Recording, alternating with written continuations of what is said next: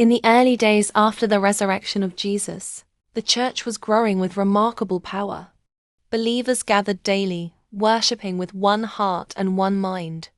Joy filled their meetings, miracles were common, and everyone shared whatever they had, so that no one was in need. It was a time of unity, generosity, and pure devotion to God. Among these believers was a man named Ananias and his wife Sapphira. They saw how others who gave generously were respected, admired, and celebrated.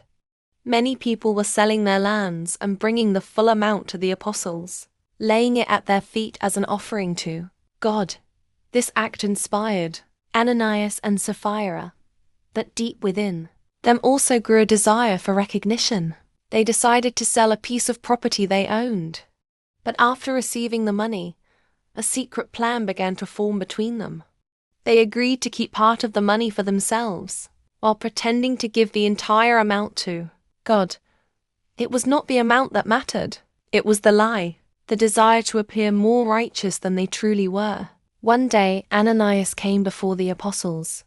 With confidence and a practiced smile, he laid the money at Peter's feet, expecting approval, admiration, maybe even praise. But the Holy Spirit revealed the truth. Peter looked at him and said, "Ananias, why has Satan filled your heart to lie to the Holy Spirit? The land was yours. The money was yours. No one forced you to give anything. But you have not lied to men, you have lied to God." The words struck like lightning, and in that moment, Ananias fell to the ground and died.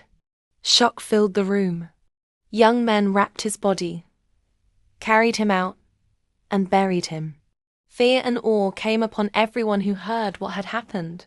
3 hours later, Sapphira entered the meeting, unaware of her husband's fate. Peter asked her, "Tell me, is this the full amount you received for the land?" She repeated the lie they had agreed on. Peter said to her, "How could you conspire together to test the Spirit of the Lord? The feet of the men who buried your husband are at the door, and they will carry you out also." At once she fell down and died at Peter's feet. When the young men returned, they found her lifeless, carried her out, and buried her beside her husband. Great fear came upon the whole church, not terror, but a holy reverence. God reminded them that He sees the heart, the motive, and the truth hidden behind every action. The story of Ananias and Sapphira still speaks today. God desires honesty. He values integrity.